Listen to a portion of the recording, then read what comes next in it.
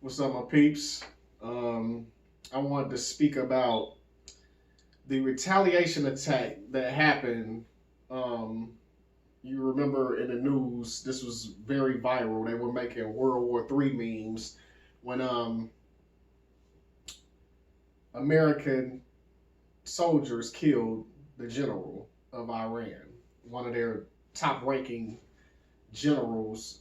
We were getting reports that this guy was like the Mike Pence, the vice president, I guess, of Iran. I'm not sure how true that is, but that's what they were saying. He had that much influence and that much power in Iran, and we killed him. I'm sure you remember the memes if you don't know what I'm talking about when I say that.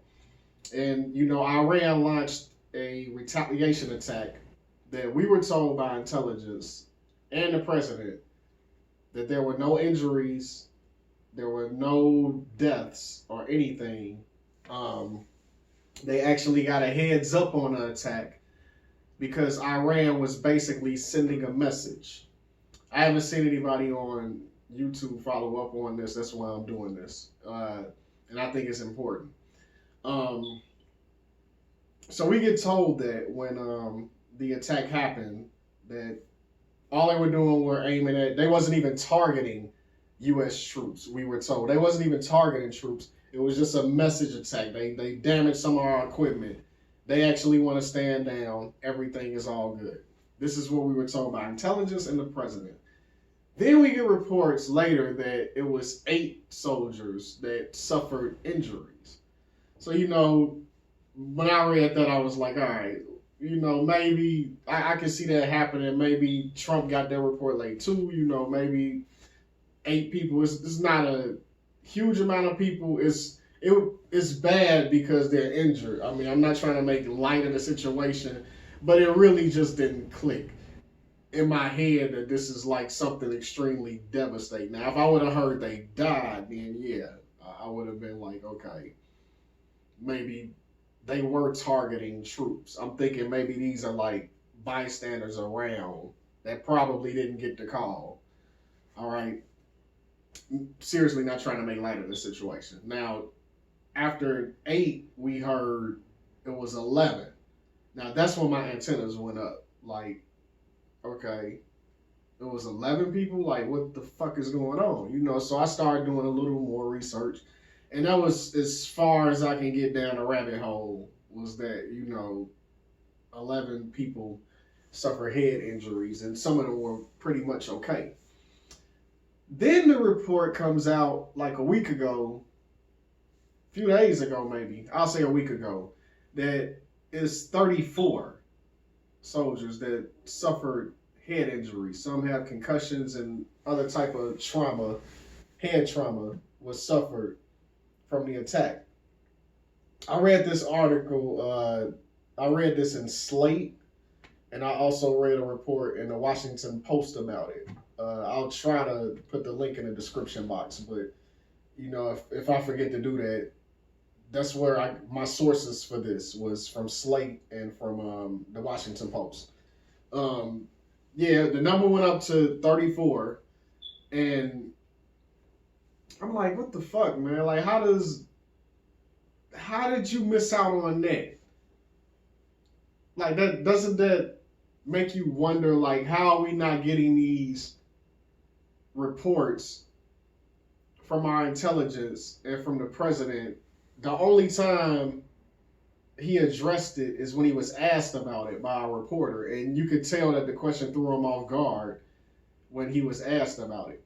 Now, I want to get into some heavy opinionated things right now. This is like a lot of my opinions about this. This is not really based on fact. Some of it is based on fact, but it's a lot of my opinions. What I'm about to say now.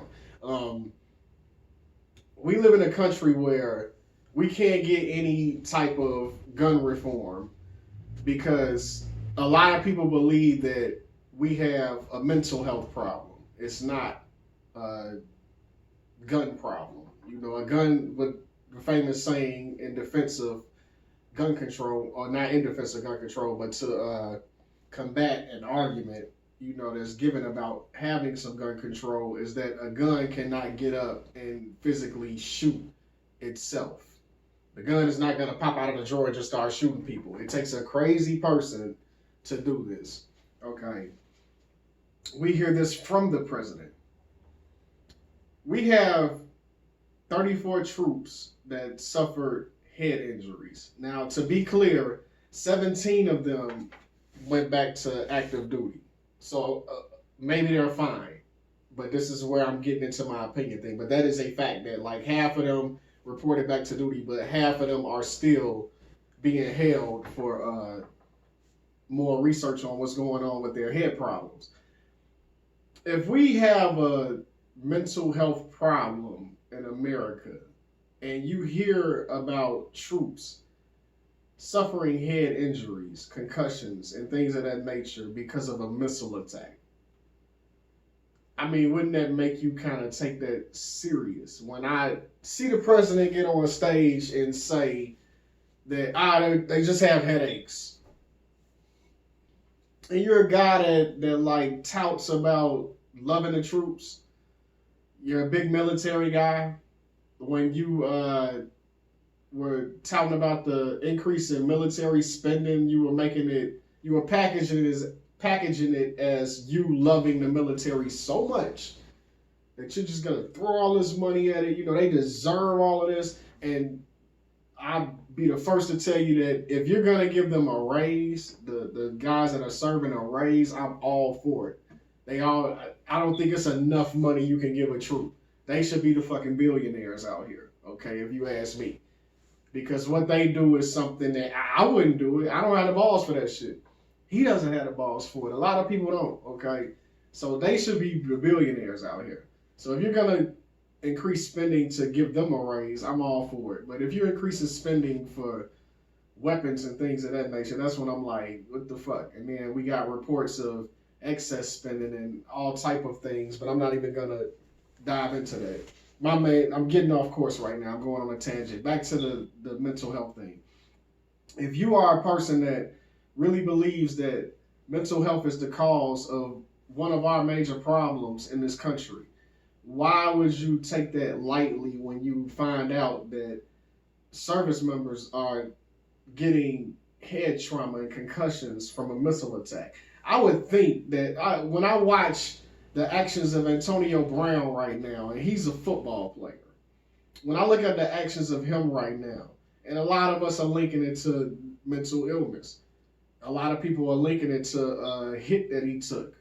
I don't watch the NFL anymore, but like from what I heard, that he took a hit from somebody and it messed his head up. Like he hasn't been the same since he took that hit. They're linking it to that, and his behavior leads me to believe that.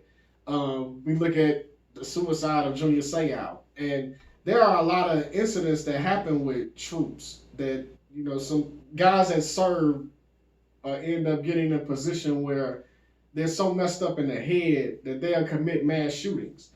We have that happening in this country and in other countries, you know, where something happened to them. And, you know, I guess the treatment wasn't enough.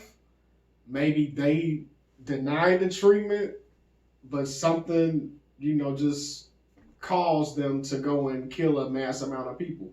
You have 34 of these people that could potentially be at risk of doing something like that. And I don't like saying that because it makes me sound like I'm saying these guys are just crazy now.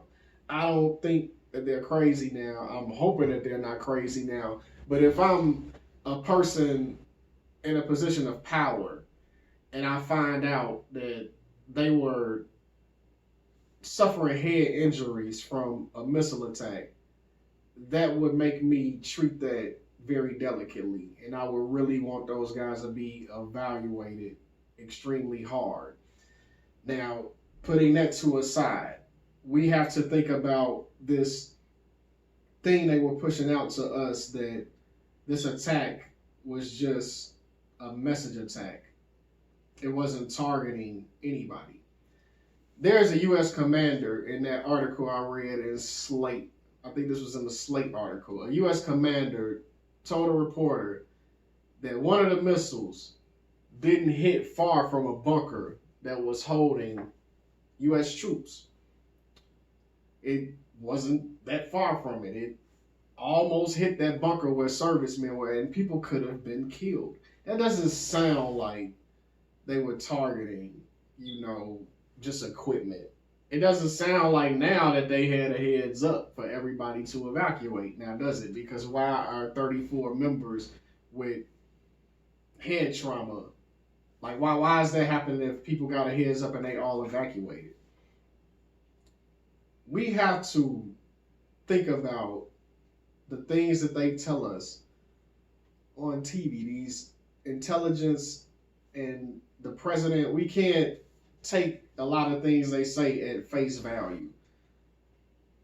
Developing stories are what they are called, developing stories. People don't call it that for no reason, okay? So when that report came out, that's what the media was saying, developing story. Donald Trump, is reacting to the retaliation attack that Iran launched in Iraq. And he comes out and he just spews these lies out. And we end it right there. You see how the memes stop? You see how the World War III memes just ended right after he said everything's okay, nothing to see here. We all like, all right, let's go to the next story. And now we're getting more reports. Last week we found out it's 34. Who knows what else will come out of this story? And we got to treat things like they are developing. Wait until we get the full thing. And we have been lied to so many times by this government, by so many presidents, not just Trump, by so many presidents about things in our foreign policy. And we take that shit for granted. Like it's nothing. You're going to hear me pound this into the ground. This analogy I always use. I'm probably going to say it in damn near every segment I do about foreign policy because I think you should take it seriously. If you have a family member and that motherfucker owe you $20, I've seen people cut off family members because they owe them $20. Hey, I'm done with that motherfucker. I can't trust them. And it's just $20. This foreign policy shit, that shit is coming out of your pockets. But you ain't trying to do nothing about that.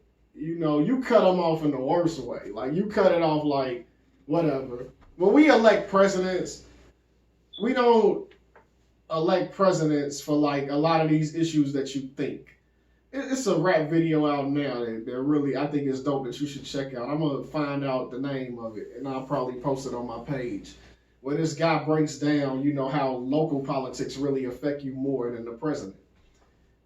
The president has direct order when it comes to foreign policy.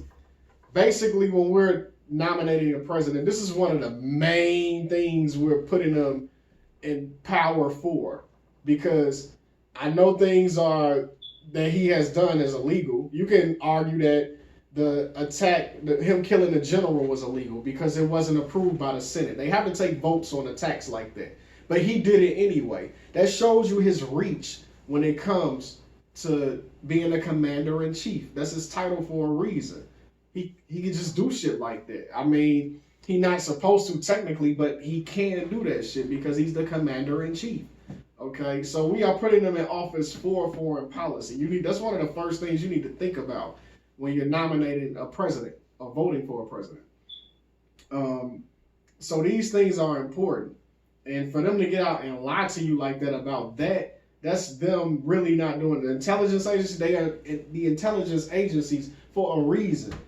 They are gathering all this data for a reason, and they're supposed to present the facts to the people. They shouldn't even be withholding things from us, like how we have to wait so long for the reports of 9/11. It took us years to find out that it was Saudi Arabians on that damn plane, going into the building. For years we thinking it's Saddam Hussein and Iran and all this, and then we find out that Saudi Arabia, one of our biggest allies, had people on that damn plane. It took years for that shit to come out. It shouldn't take that long. If it's a developing story, get all the facts. I can understand you waiting because of that. If it's a developing story and you're waiting to give the facts to people. But I know it didn't take no damn 10 years for them to find out that it was Saudis on that damn plane. It didn't take that long. But it took them that long to give us the report, that information. So please pay attention to foreign policy. And please, again, when you're thinking about a president, think about that, because that's one of the things he has direct access to. His power, he has a lot of power. He is the guy when it comes to foreign policy. So, think about that before you think about, well, maybe Donald Trump will do something about my child support. He ain't gonna do shit about your child support. He ain't gonna do shit about you having to pay high taxes in your state. Like, he really ain't gonna do much about that, but he's gonna do a lot with your money, when it comes to foreign policy. And I don't want my money being spent on getting troops head trauma and getting killed in a foreign place where they shouldn't even fucking be at. My money being spent on the military is for defense, to protect us from foreign evildoers, as George Bush would call them. It's not to be spent on going out there and starting shit. I want my $20 back from my cousin. That's like my cousin taking my $20 and going to do some reckless shit and not paying me back. Motherfucker, I want my money back. And I want you to do right. I'm going to end it on that. You guys have a good one.